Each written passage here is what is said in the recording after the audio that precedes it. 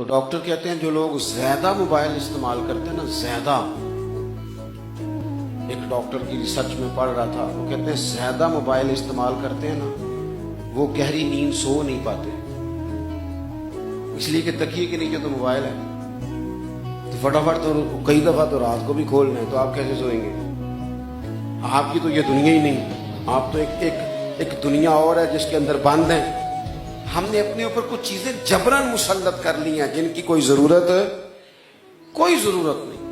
مطلب میرا مطلب ہے ہماری 15-20 فوٹو اگر آ بھی جائیں گی اور وہ لاکھوں لوگ کہہ بھی دیں گے بڑے اچھے لگ رہے ہو تو کوئی فائدہ ہے اس کا؟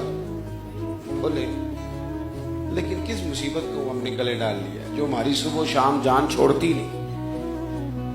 جب ہم چاہیں گے نا کہ ہمارے حافظے مضبوط ہوں تو حافظے بھی انہی لوگوں کے مضبوط ہوتے ہیں جن کی توجہ ادھر ادھر کم جاتی ہے، جن کا ذہن ادھر ادھر، جن کی توجہ بالکل سیدھی رہتی ہے، ان کا حافظہ مضبوط رہتا ہے۔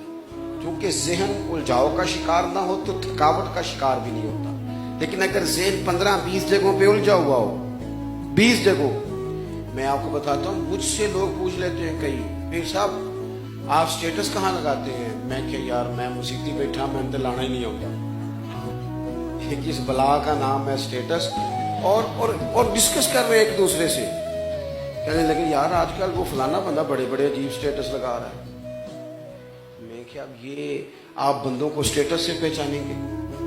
اللہ رسول کی بارگاہ میں دیکھو ہمارا معیار کیا ہے، کیمروں سے باہر آؤ، زندگی یہ نہیں ہے جس کو ہم نے زندگی سمجھ لیا، حقیقت کچھ اور ہے۔ یہ جو لوگ سیدھے تھے نا، بالکل سیدھے دائیں بائیں، دیکھیں نا، وہ میرے ساتھ بچے گاڑی چلاتے ہیں تو شکوہ بھی بڑا لوگ کرتے ہیں جی فون نہیں اٹھاتے، تو میں اٹھانے نہیں دیتا، میں کہتا ہوں ایک وقت میں ایک ہی کام، یہاں گاڑی یہاں موبائل، یہ کیسے ابھی آپ یہ کیسے ہو سکتا؟ اور میں نے ایسے نادان دیکھے موٹر سائیکلوں پہ موبائل چلا رہے ہیں، تو پھر میرے بھائی کیسے حادثہ رکے گا؟